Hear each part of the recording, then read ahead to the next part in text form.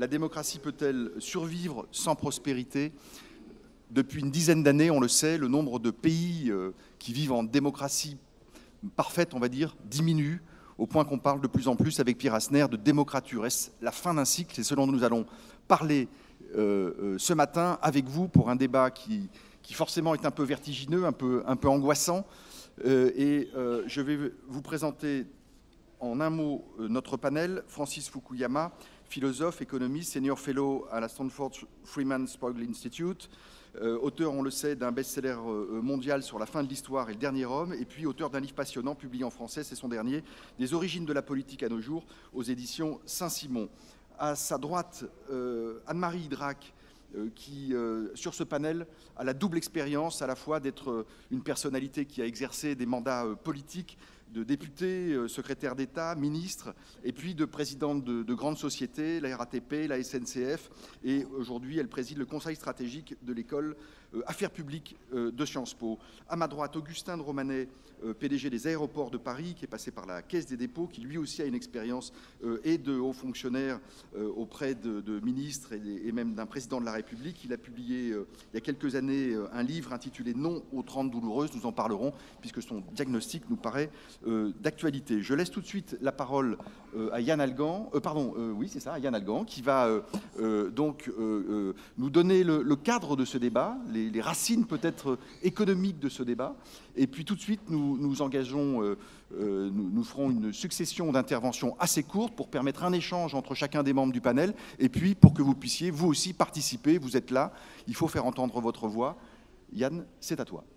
Parfait, merci beaucoup. Merci à tous d'être venus si nombreux ce matin et vous avez eu bien raison. Car on va poser une question cruciale. Est-ce que le cycle démocratique, vieux de 2 siècles, arrive à son terme avec les orages qui s'amoncellent sur notre prospérité? Alors, cette question aurait semblé bien incongrue il y a encore quelques temps. Depuis le 19e siècle, la croissance économique et l'approfondissement des démocraties semblaient un couple inséparable. Et à la fin du XXe siècle, il semblait que la conquête démocratique et la croissance soutenue par l'économie de marché allaient s'étendre aux 4 coins du globe. Pourtant, au début du XXIe siècle, avec la montée des populismes, le Brexit, la victoire de Donald Trump, la montée des populismes en Europe continentale, on assiste à un véritable retournement de l'histoire.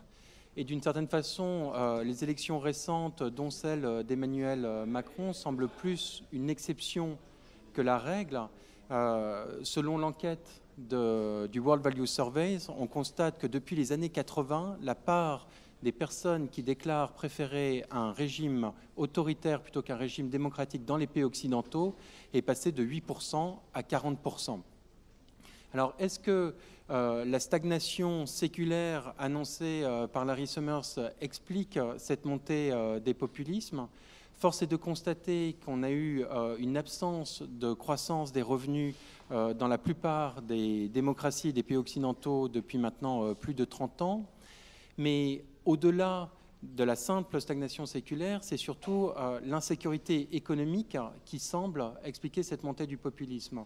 Et plusieurs facteurs sont associés à cette insécurité économique qui seront abordés lors de ce débat. Vous avez tout d'abord la question de la globalisation économique et du commerce international qui, selon David Autor, économiste au MIT, explique l'essentiel du vote en faveur de Donald Trump.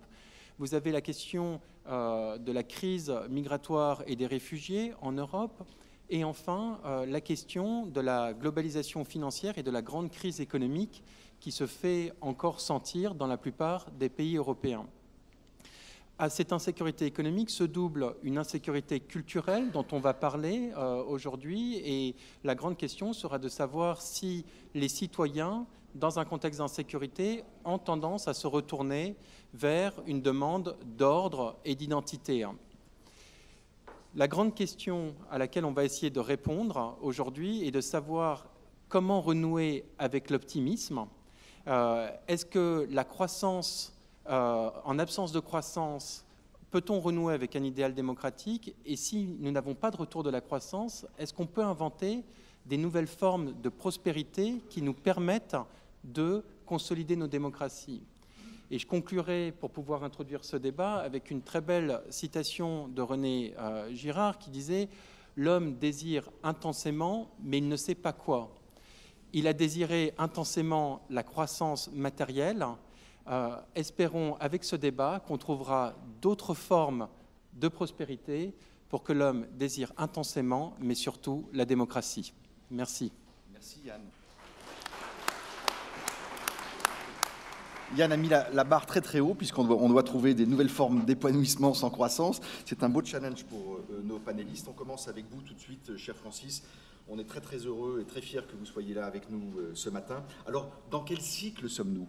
Est-ce qu'il y a vraiment un épuisement d'une dynamique, d'une longue dynamique historique en faveur de la liberté, de la contagion des droits?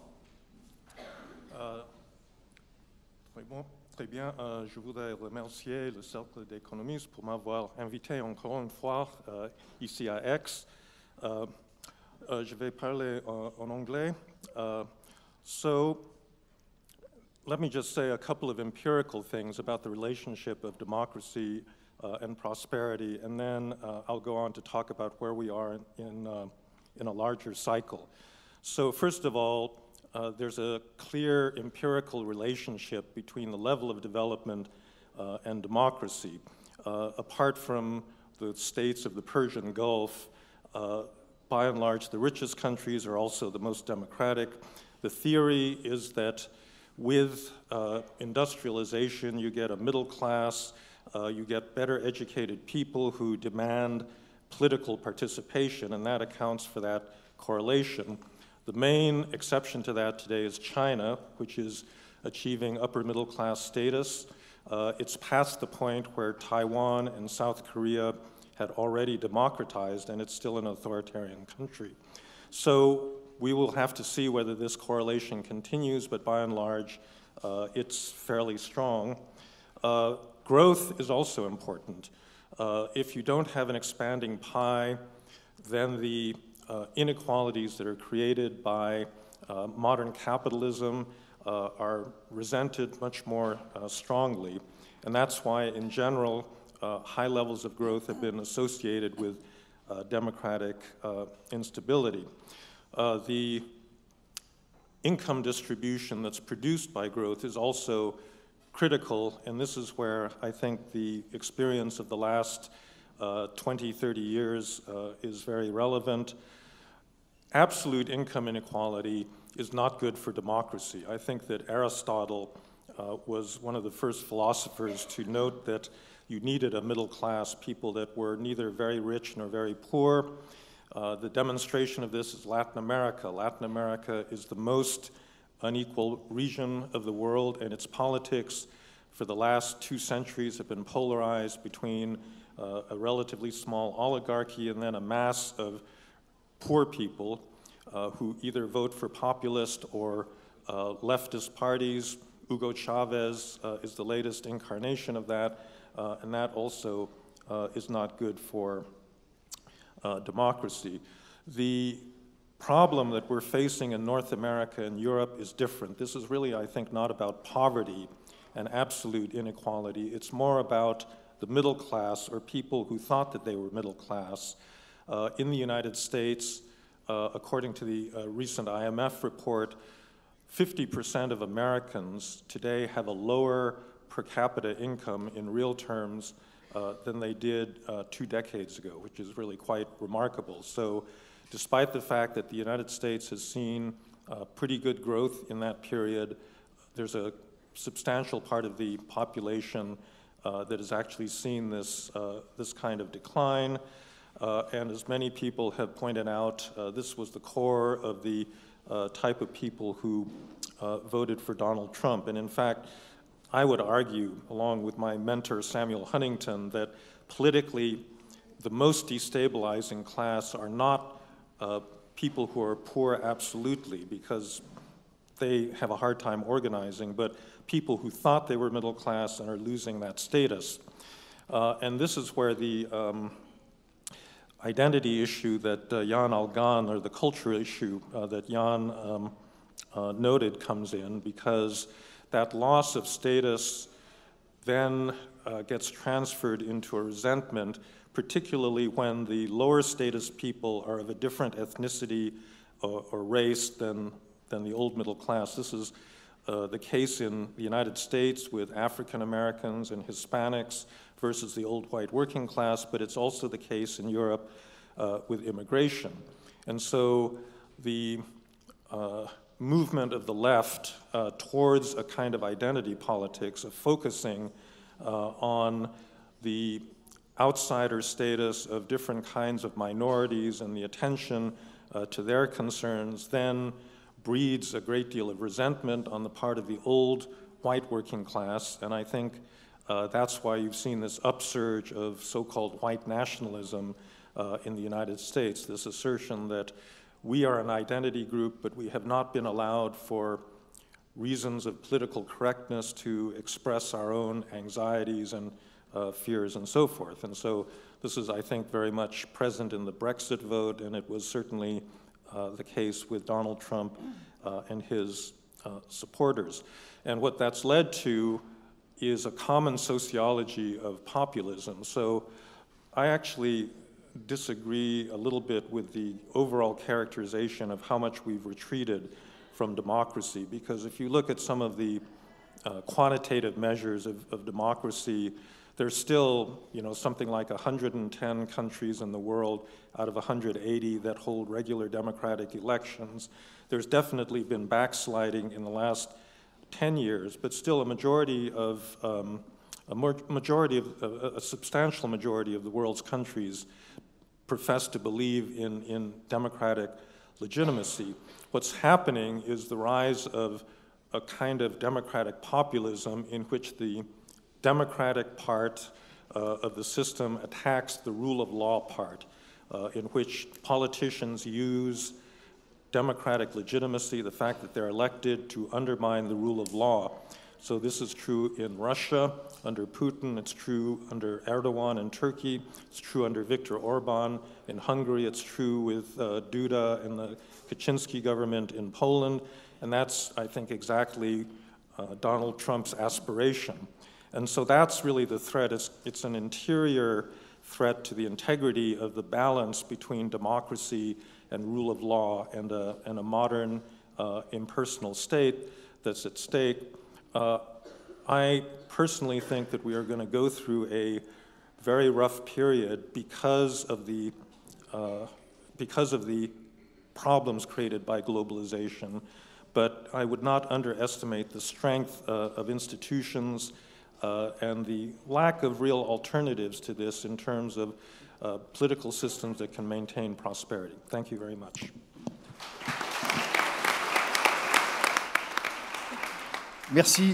Merci à vous, Augustin de Romanet. Je disais un instant en vous présentant, vous aviez écrit il y a quelques années « Non aux 30 douloureuses ». Vous pensez clairement que nous y sommes dedans. Vous avez un point de vue, j'allais dire, plus pessimiste sur cette situation, sur la situation fragile de nos démocraties. Et vous avez été très marqué d'ailleurs par le joli livre de Raphaël Simonet sur la fin, hein, et si la démocratie s'arrêtait. C'est à vous, pareil, 7 minutes, et puis ensuite on essaye d'organiser l'échange. Merci beaucoup, bonjour à toutes et à tous. Parlez bien près du micro. Alors, je vais essayer d'être un petit peu tranché parce qu'en 7 minutes, il est difficile d'être subtil. Et donc, je vous emmènerai dans 5 points. Premièrement, la situation de la France est paradoxale parce que je pense qu'elle dissimule une certaine crise démocratique. Vous verrez que je suis un peu plus pessimiste que le professeur Fukuyama. Deuxièmement, je crois que l'explication de cette crise de la démocratie s'explique par l'effondrement d'un certain nombre de mythes sur lesquels je reviendrai en 1 minute. Troisièmement, je pense que le désintérêt des populations par leur vote récent, manifeste cette crise de la démocratie. Quatrièmement, je pense que nous observons que la crise de la démocratie se traduit par un renforcement de la revendication identitaire, comme le disait le professeur Fukuyama. Et cinquièmement, je pense que la démocratie peut survivre, mais ça n'est pas acquis si elle traite ses pathologies. La France est en paix, au sens où Paris n'est pas sous la canonnade ennemie, depuis 72 ans. C'est un record de durée depuis Louis XV. La France est également en démocratie depuis 72 ans, la guerre ayant mis fin à un régime autoritaire qu'elle avait amené. On s'habitue à la paix, tout comme on s'habitue à la démocratie. Ce ne sont cependant pas des acquis. Il suppose un certain nombre de conditions réunies. Et si nous sommes à la recherche de nouvelles prospérités, c'est sans doute parce qu'intuitivement, il y a un lien entre la démocratie et la prospérité. Et on peut avoir des démocraties pauvres, mais avec des forts taux de croissance. Vous avez le Botswana. On peut avoir des autocraties avec une certaine prospérité. Vous avez Singapour. Cependant, il y a une thèse d'Amartya Sen que j'aime bien qui consiste à dire que toutes les grandes famines à l'échelle de l'histoire, l'URSS, la Chine, l'Inde, l'Éthiopie, n'ont jamais eu lieu que dans des pays dictatoriaux.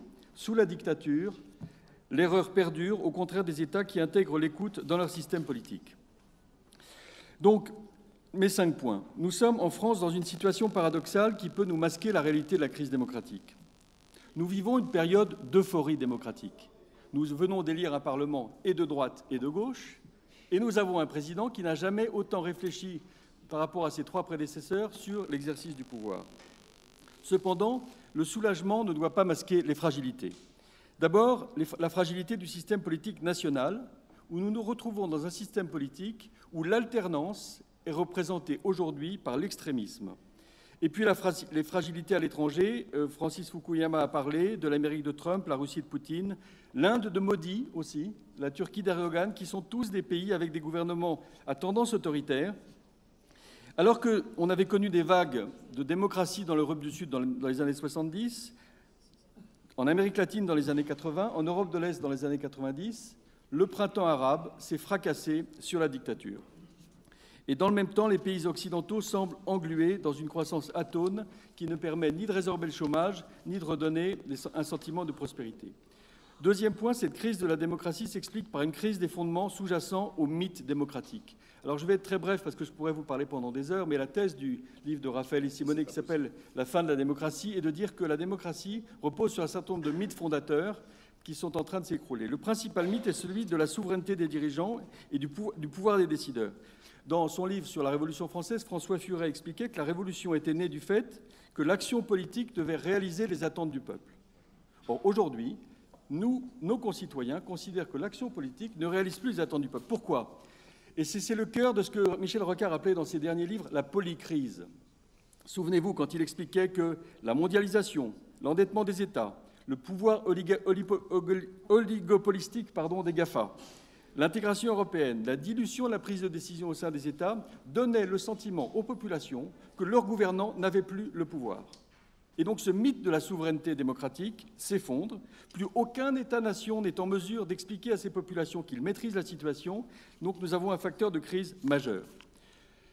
Et dans ce facteur de crise majeur, et c'est mon 3e point, les électeurs votent avec une espèce de défection de la démocratie. Souvenez-vous de Hirschman qui expliquait la différence de comportement entre exit et voice. Eh bien, on peut dire que les électeurs, à certains égards, font exit aujourd'hui. C'est-à-dire qu'ils ne participent plus au débat démocratique, ils le fuient. Le Brexit, c'est la fuite du débat. Le vote pour Trump, c'est la fuite du débat. On considère que la démocratie ne pouvant plus rien, on vote pour le plus fou. Pardon, cher ami.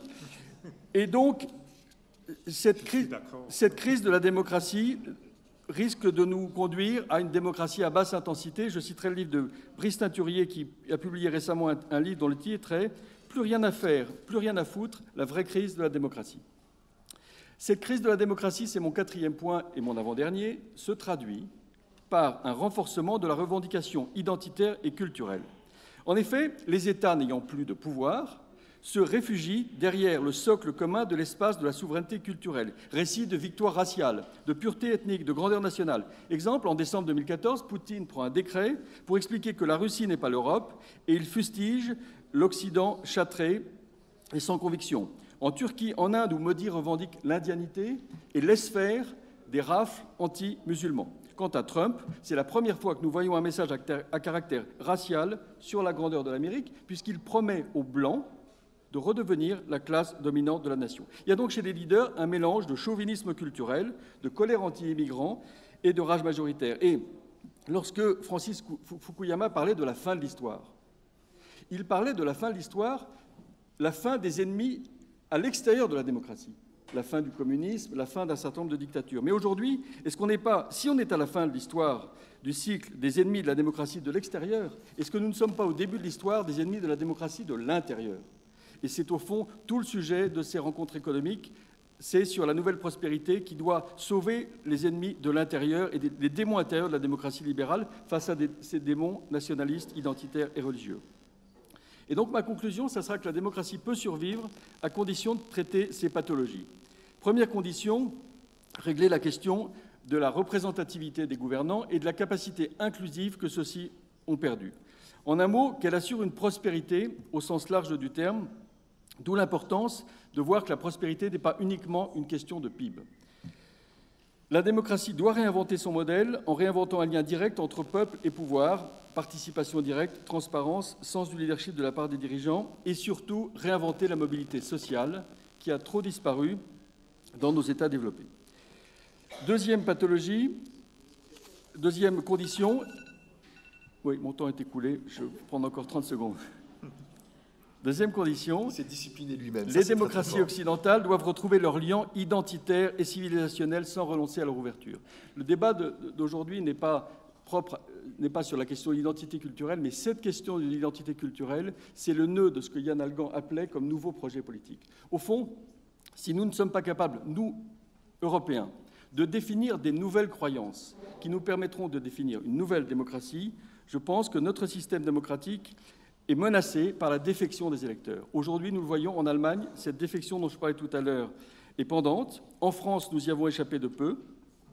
Et donc, cette question d'une nouvelle frontière européenne est importante. Enfin, la troisième condition pour régler cette pathologie, c'est d'être très vigilant et de se souvenir que la démocratie n'est pas une donnée. Je prendrai simplement la phrase d'Hannah Arendt qui dit « Les mouvements totalitaires usent et abusent des libertés démocratiques pour les détruire. » Et c'est une des grandes thèses du livre de Raphaël et Simonet sur la fin de la démocratie, c'est qu'au fond, la faiblesse de la démocratie, c'est qu'elle ne combat pas ses ennemis de l'intérieur, contrairement aux autocraties qui, elles, sont intraitables. Et c'est la raison pour laquelle on doit considérer que la phrase qui consiste à dire que les démocraties sont des intervalles de l'humanité, bref, à l'intérieur d'autocraties sur des périodes beaucoup plus longues, doit être une phrase que nous devons méditer pour la conjurer.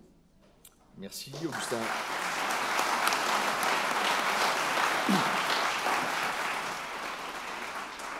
Alors, beaucoup de responsabilités reposent sur les épaules d'Anne-Marie Idrac, après ce que Augustin vient de dire de la crise du politique et de la difficulté des politiques à répondre aux défis qui nous assaillent. Je disais en vous présentant dans ce panel que, précisément, vous étiez, au sein du panel, la seule à avoir exercé des responsabilités politiques publiques. Et ça, c'est intéressant parce qu'on a envie, bien évidemment, de vous interroger sur la question de l'offre politique. Est-ce qu'il n'y a pas aussi des signes plus positifs en Europe ?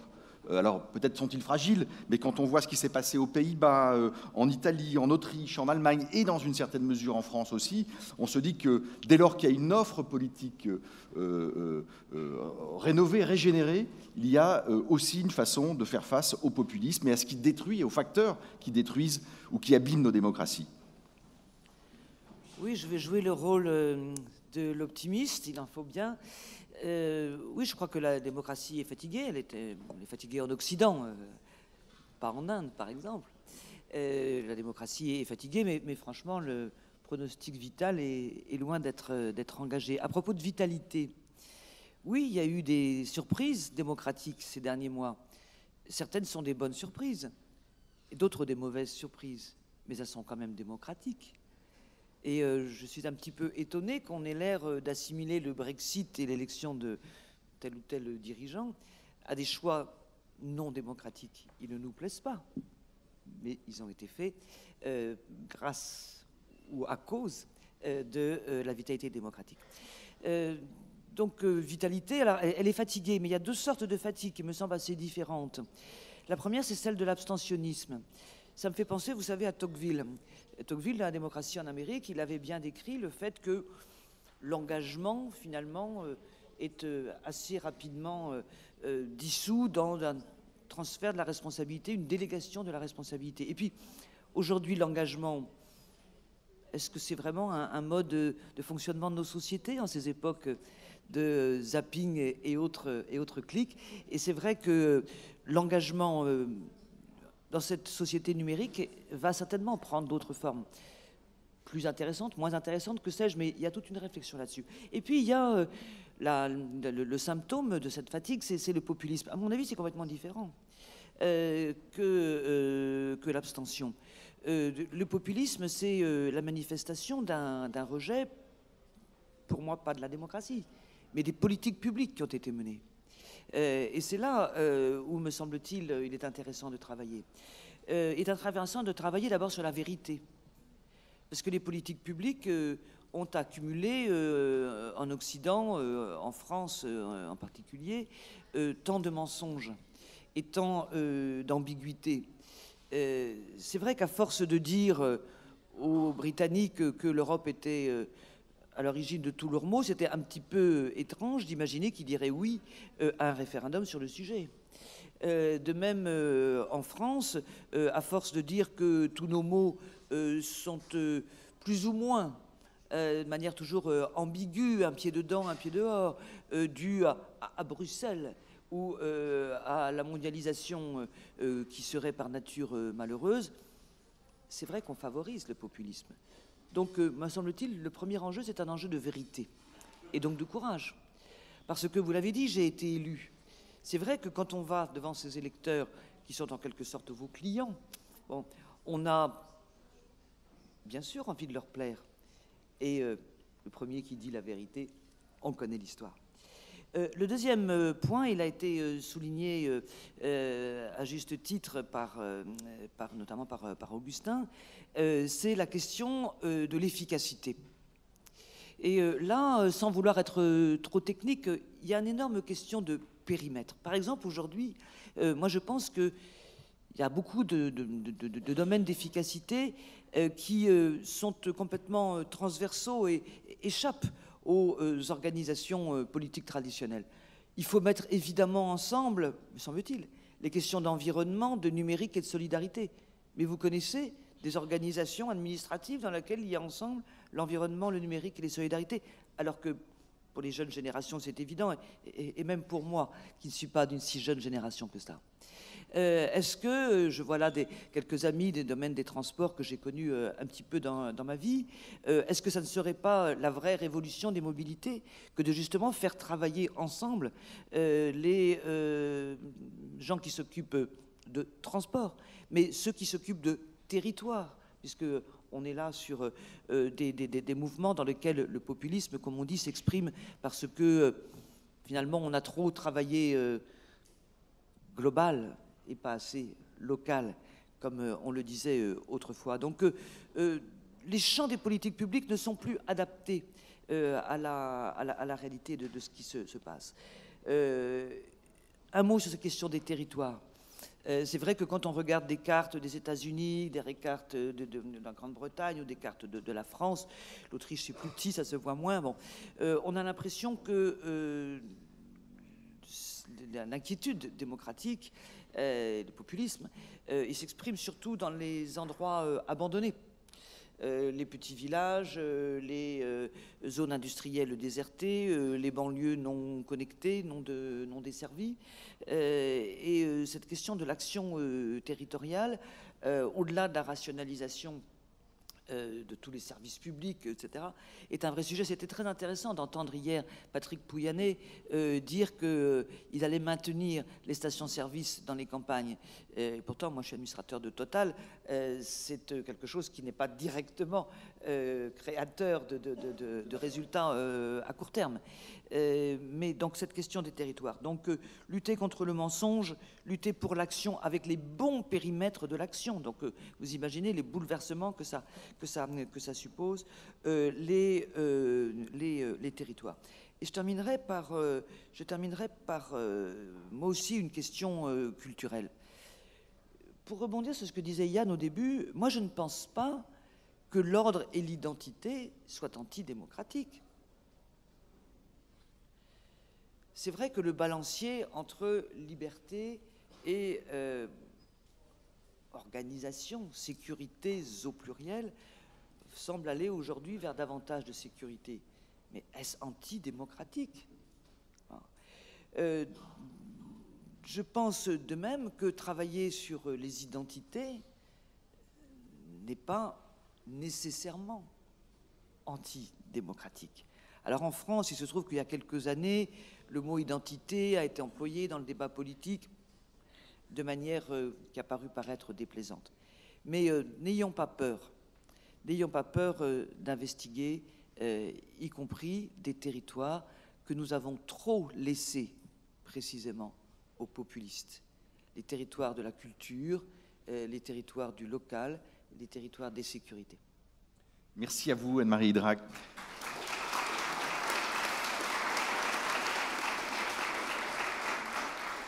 On va prendre la première question. C'est une question, vous connaissez le rituel, d'un étudiant qui est avec nous, Jean-Baptiste Zamba.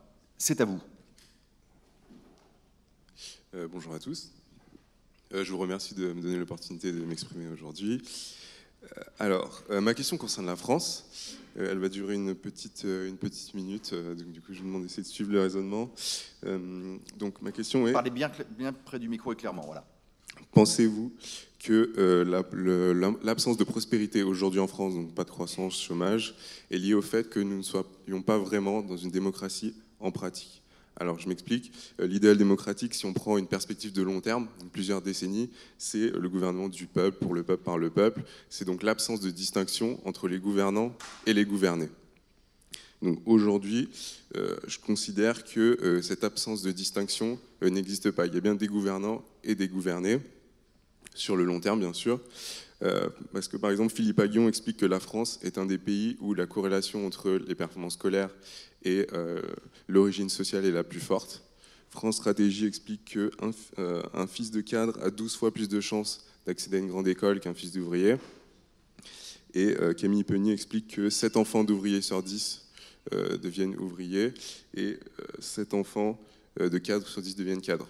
Donc, en fait, on a en gros, les personnes qui viennent des classes sociales favorisées s'accaparent tous les emplois influents et donc gouvernent sur le long terme, et les autres ne gouvernent pas. Donc, on est en contradiction avec l'idéal démocratique. Donc, du coup, est-ce que c'est pour ça qu'il n'y a pas de prospérité? Merci. Merci à vous. Merci de votre question. Et elle résonne dans l'assistance. Anne-Marie Idrac, Augustin de Romanet, je pense que c'est plutôt pour vous. Avec la question, on sent bien la crise qu'on vient de... On est en train de réfléchir, ça fait 10 ans là, que cette crise a commencé. Elle a abîmé profondément les mécaniques d'ascenseur social. Elle a creusé un certain type d'inégalité qui, bien évidemment, abîme la cohésion démocratique aujourd'hui. Oui, moi je pense que le sujet français, c'est de ne pas avoir su s'adapter à la mondialisation. Il y a dans la salle quelqu'un qui a écrit un bouquin que je recommande, La France, le pays où la mondialisation est le plus dur.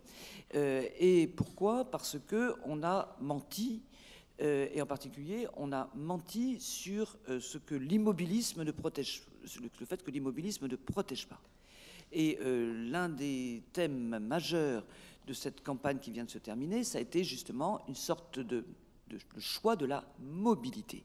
La mobilité, non pas au sens simplement des transports, mais au sens de la possibilité pour les personnes de bouger dans la société, avec des droits individuels, donc retraite, etc. Et surtout, avec la formation, l'éducation. Bon. Et je pense que c'est ça qui a rendu la crise plus dure, c'est qu'au lieu d'être une occasion de mobilité, elle a été au contraire une occasion de crispation sur, on va dire, les rentes de toutes sortes. Donc il me semble que le discours de vérité qui est tenu aujourd'hui et le discours de mobilité qui est tenu aujourd'hui vont dans le bon sens. Touchons du bois, mais pas simplement touchons du bois, agissons dans ce sens-là. Augustin de Romanet. Oui, je confirme l'idée que la démocratie, c'est un bien précieux et fragile. Et donc, si vous dites que la démocratie française connaît un certain nombre de pathologies, c'est vrai, et c'est justement l'intérêt de ces rencontres économiques d'étudier le sujet de la prospérité, parce qu'en réfléchissant sur la prospérité, on réfléchit sur ce qui fait qu'une collectivité de femmes et d'hommes vivent ensemble de façon harmonieuse. Ce n'est pas uniquement une question de PIB, c'est aussi une question d'ascenseur social, de mobilité, etc. Et justement, pour faire vivre la démocratie, il faut la réinventer en permanence, et c'est l'exercice auquel nous nous livrons. Songez que si vous rapportez à Platon, dans la République, il vous trouvera très brièvement une explication qui vous donne à penser que je ne suis pas si pessimiste que ça, mais je suis lucide. Platon, dans la République, c'est le livre 7, je crois, il explique qu'il y a 5 types de régimes qui tournent de façon cyclique. Le premier régime, c'est le régime des meilleurs pour les meilleurs qui donne la prospérité au peuple, c'est l'aristocratie. Quand les parents n'enseignent plus la vertu à leurs enfants, ça devient la timocratie. C'est un régime fondé sur l'honneur. Quand les parents n'enseignent plus l'honneur à leurs enfants, ça devient l'oligarchie, un régime fondé sur la richesse.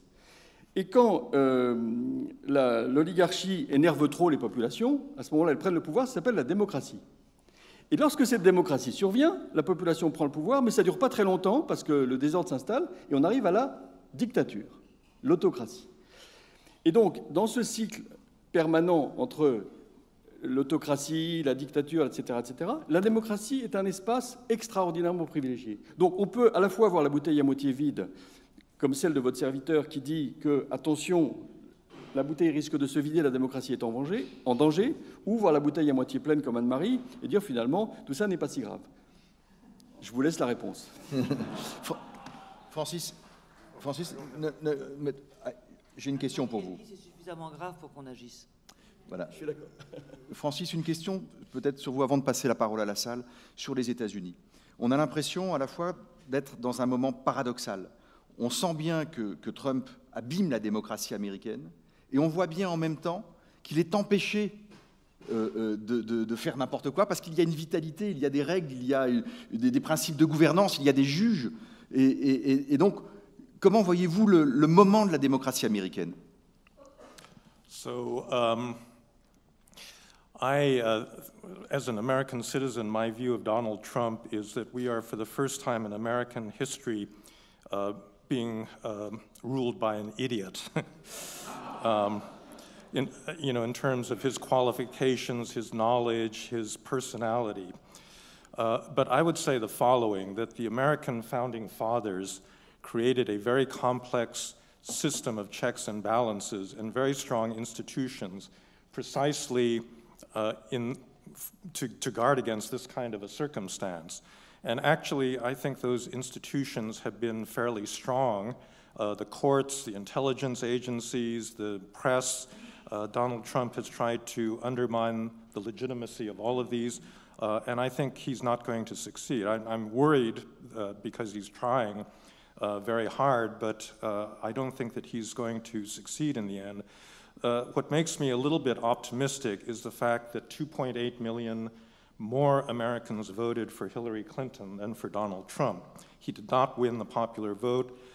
If you look at the places that voted for him, they're the places where nobody lives, less educated, being left behind, very resentful. I agree very much with the idea that, in fact, there was something good in this because these people were not being adequately represented, and now, people are going to pay attention to their problems, but they're not the future of the country. And similarly in Europe, the populists are not, that group does not represent the economic future of any country in Europe.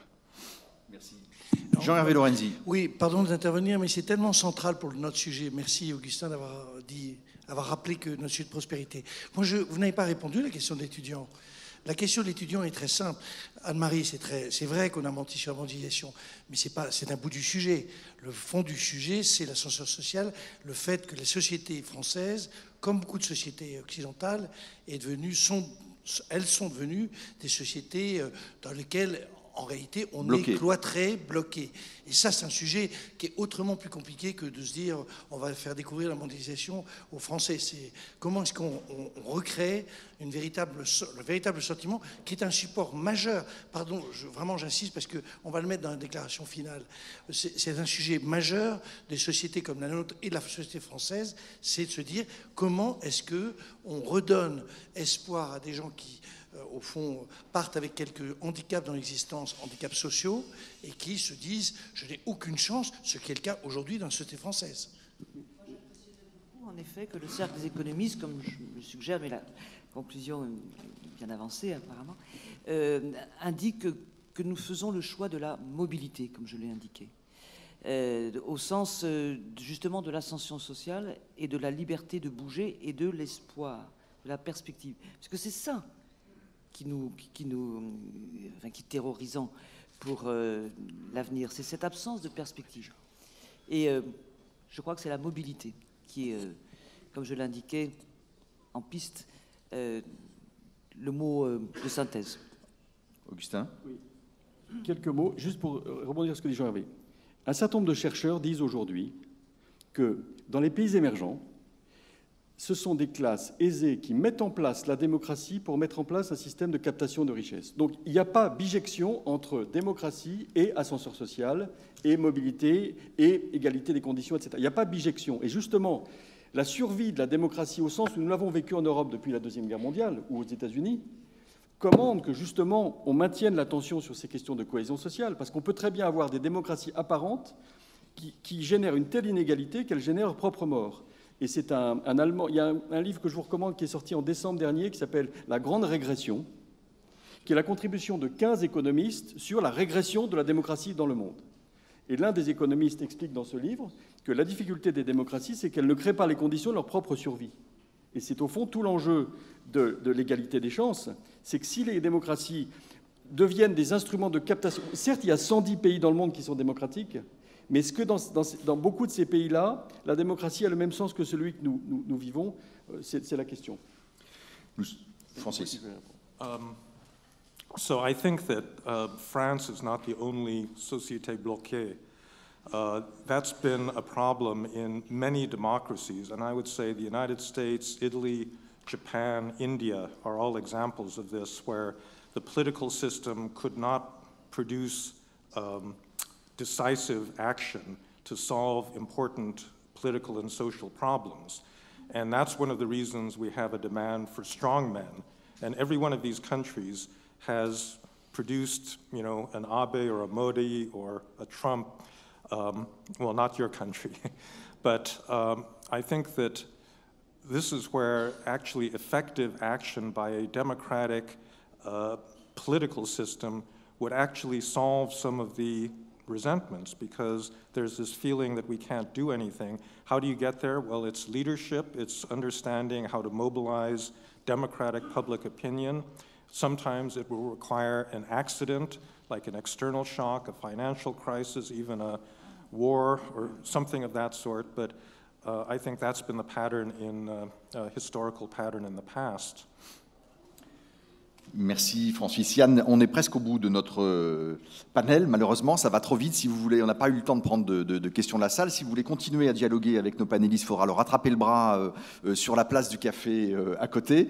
Yann, il vous revient de conclure brillamment, comme vous l'avez introduit ce débat, ce panel. On voit bien aussi, je reprendrai peut-être juste un mot de ce qu'a dit Francis aussi sur l'importance des classes moyennes. On sent bien aujourd'hui que notre démocratie repose aussi beaucoup sur leur engagement et sur leur perspective d'espoir. Et c'est ça aussi qui est abîmé aujourd'hui. Oui, alors quelques mots de conclusion difficiles, parce qu'on a quand même embrassé large de la République de Platon jusqu'à nos temps modernes. Je pense qu'au départ, on avait un peu deux visions différentes du monde à venir, mais on voit bien, à mon avis, deux éléments conclusifs très importants. Le premier, c'est qu'effectivement, on est à un tournant de l'histoire. Au XXe siècle, vous aviez une alliance de croissance économique avec un système de protection. Le nouveau système, non-système numérique, avec la numérisation qui a fait disparaître les classes moyennes, qui représentaient le socle démocratique, est aussi une vraie interrogation. Donc, les deux grandes questions, c'est comment est-ce que la démocratie arrive à se défendre de l'intérieur, une fois que ces fictions disparaissent, et deuxième point, comment est-ce qu'on arrive à retrouver de nouvelles formes de prospérité et surtout des nouvelles formes de mobilité pour aller au-delà d'une société bloquée. Et je pense que ce sera vraiment le temps des rencontres économiques de proposer à chaque fois des actions de politique publique et de réfléchir plus généralement aux enjeux culturels pour pouvoir approfondir la prospérité et la démocratie. Merci. Merci à vous trois et merci à vous tous.